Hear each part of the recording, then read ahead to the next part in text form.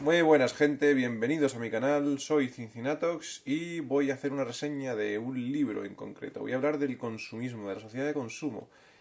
Y para ello voy a utilizar este libro. Trabajo, consumismo y nuevos pobres, de Zygmunt Bauman. Me ha gustado este libro, es un libro breve, 150 hojas, en letra normal.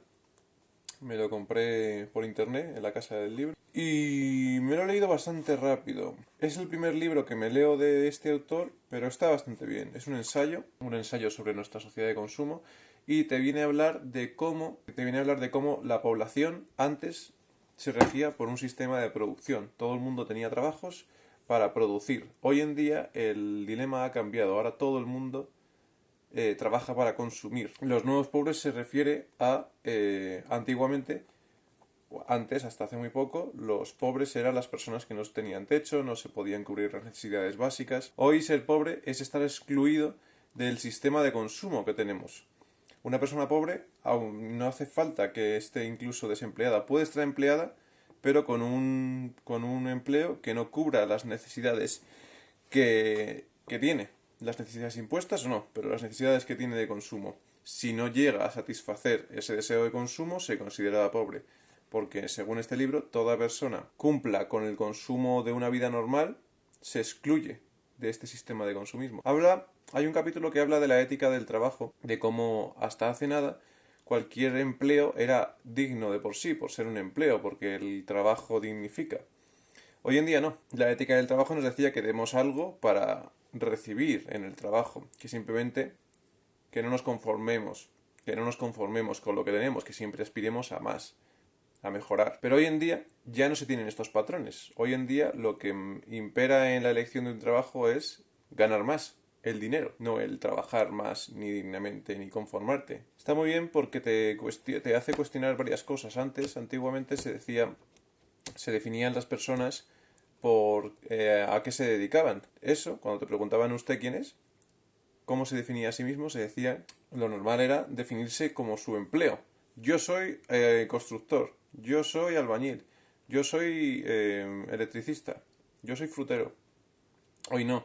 Hoy cuando se le pregunta a una persona normal por la calle, o por lo menos en las nuevas generaciones, hoy cuando se le pregunta a una persona normal por la calle, se suele definir más como por lo que hace y lo que le gusta, las experiencias que consume, como la identidad conseguido labrar en ese momento por medio del consumo, muchas veces. Todo esto ha cambiado muchísimo porque hasta hace nada los trabajos eran fijos, estables, solían heredarse incluso, eran muy gremiales y cuando tenías un puesto lo tenías para toda la vida. Además, eso y que en la mayoría de los casos el hombre era el que traía el pan, eso hacía respaldar también los valores familiares. Los predicadores de esta ética del trabajo, de el trabajo dignifica y es un valor por sí mismo, que hoy a día de hoy también se sigue pensando, pero en menos proporción. También predican y valoran los valores familiares de las costumbres. Pues la mayoría de estos trabajos prohibían antes la capacidad de elección. La mayoría de las veces, siendo un asalariado, cuando te contratan no quieren que seas una persona autónoma. Lo que quieren es que cumplas con tu cometido y que no elijas. Este es lo que tienes que hacer. Durante el siglo XIX-XX lo que hemos visto es una progresión de una sociedad de productores a consumidores. El hecho de que los trabajos ya cada vez impere más la flexibilidad, la temporalidad, ya da igual que has estudiado, no que te saques un grado universitario significa que vayas a tener trabajo para toda la vida, ni mucho menos. Además, hoy en día suelen ser las FPs, las formaciones profesionales, las que más salidas tienen, porque están muy desvirtuados los grados universitarios de los trabajos que se ofertan en la vida real. Y esto ha hecho también que la sociedad cada vez preste menos atención y tenga menos capacidad de retención de muchísimas cosas, de concentración. Cada vez es más normal cambiar de una cosa a otra, el ser personas impacientes, inquietantes, que adoptemos una identidad de consumo y luego la dejemos constantemente y luego la dejemos sin ligarnos a nada, que podamos elegir constantemente. Ahora mismo el estatus social es poder elegir. Eso es lo que más se valora hoy en día, en un trabajo, bueno, en una vida en sí, poder elegir el trabajo, dónde vivir, qué pareja, con qué pareja estoy, cuándo dejarlo, deshacerme de todo realmente, sin ligaduras. Eso es lo que más se valora hoy en día. Y eso se consigue a día de hoy gracias al dinero, que es lo que habla el libro.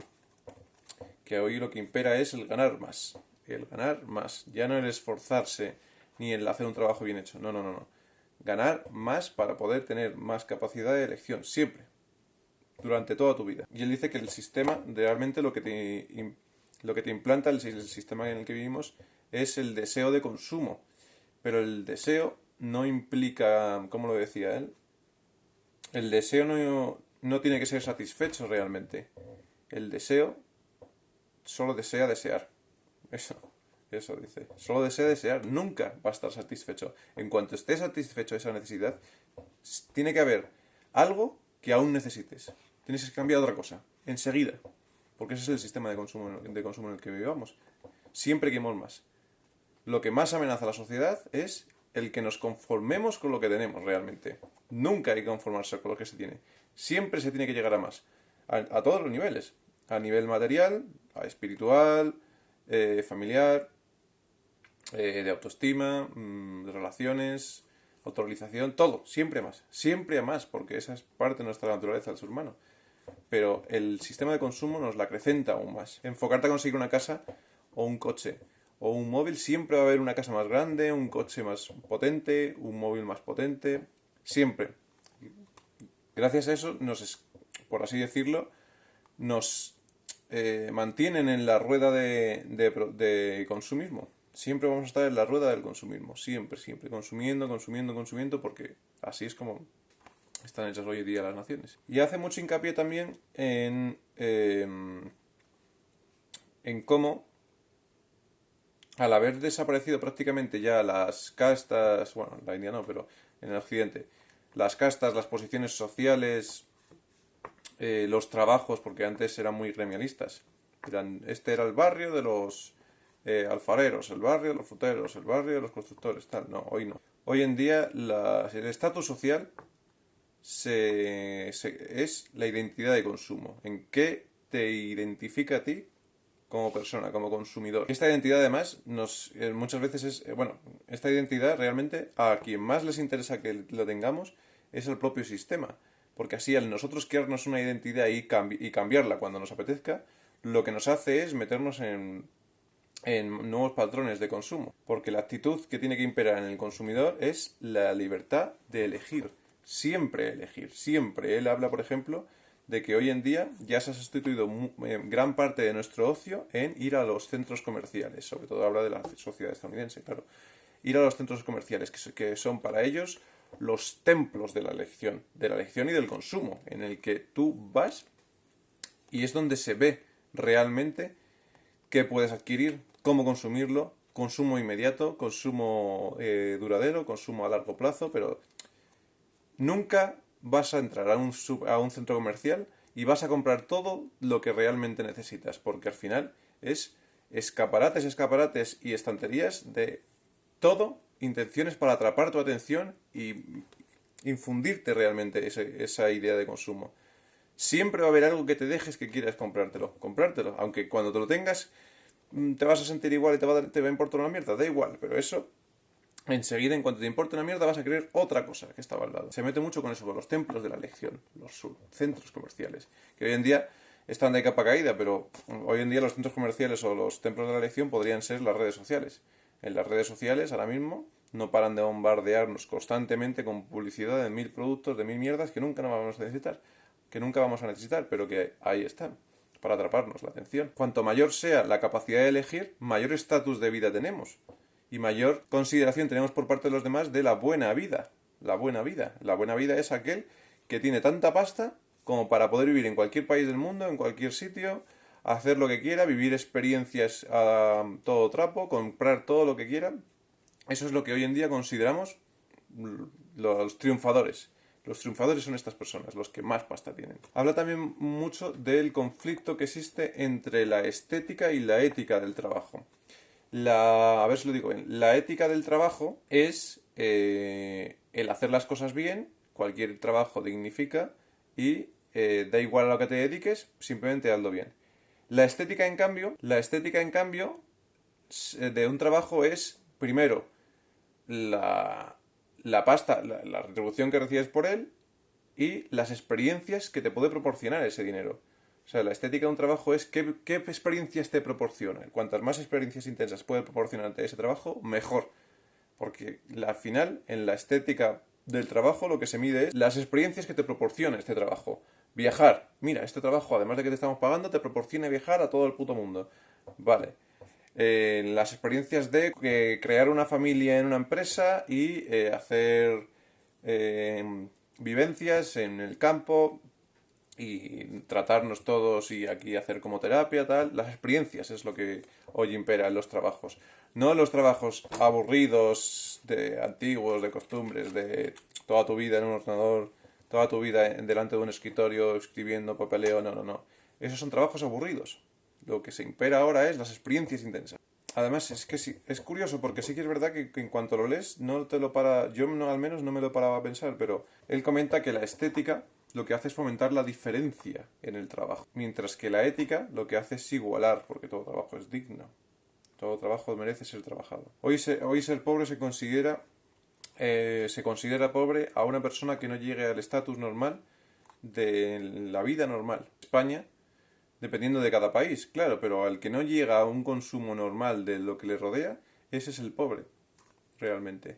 Ya no es el desempleado, a lo mejor puede tener un trabajo, pero no un trabajo lo suficientemente remunerado como para llegar al estándar normal de la población en la que se encuentre, claro. También habla del Estado benefactor que tiene los días contados, porque el Estado benefactor no puede convivir con el sistema de consumo que impera hoy en día, ya que la regulación estatal es totalmente contraproducente para el consumo. No hace más que meterle trabas.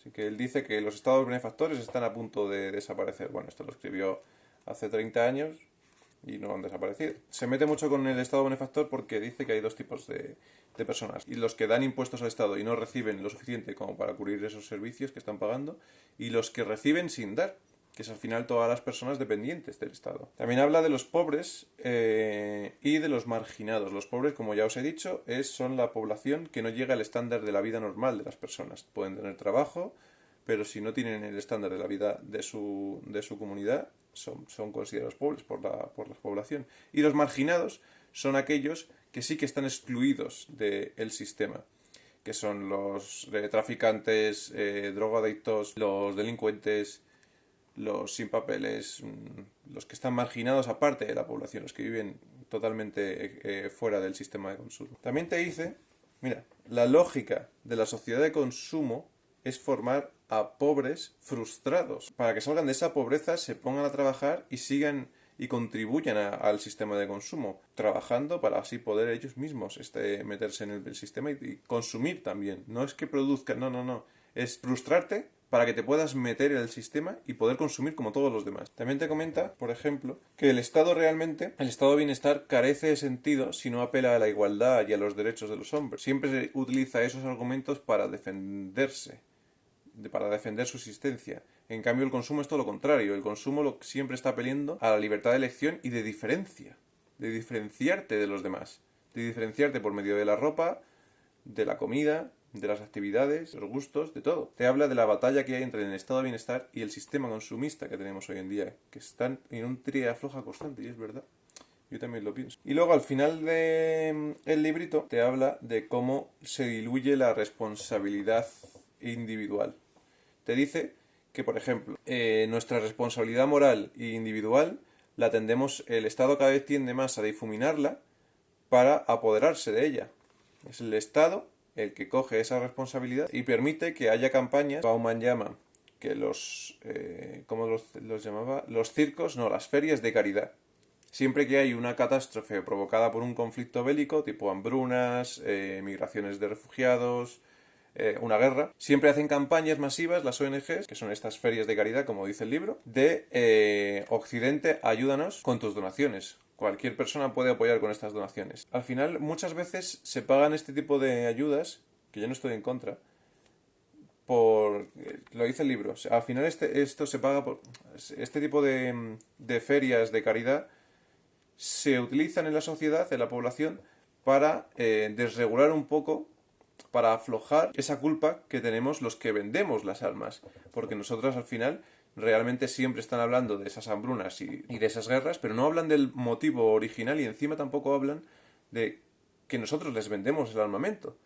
Y el propio Estado se lucra de esas armas, porque ese armamento es permitido, o sea, ese armamento se produce en nuestros países y es el mismo Estado el que también se beneficia de estas cosas. Se mete mucho con la evasión de responsabilidades, que al final tener un Estado benefactor tan grande lo que nos hace es que no seamos responsables de nada. La responsabilidad es del Estado. ¿Quién es el Estado? Todos somos el Estado. Y está muy bien. Me ha gustado, es un libro que está bastante bien. Os voy a poner el título de descripción. Y si queréis que, bueno, y seguiré con las reseñas de los libros. Y si me queréis dar alguna sugerencia o un like o suscribiros, yo encantado.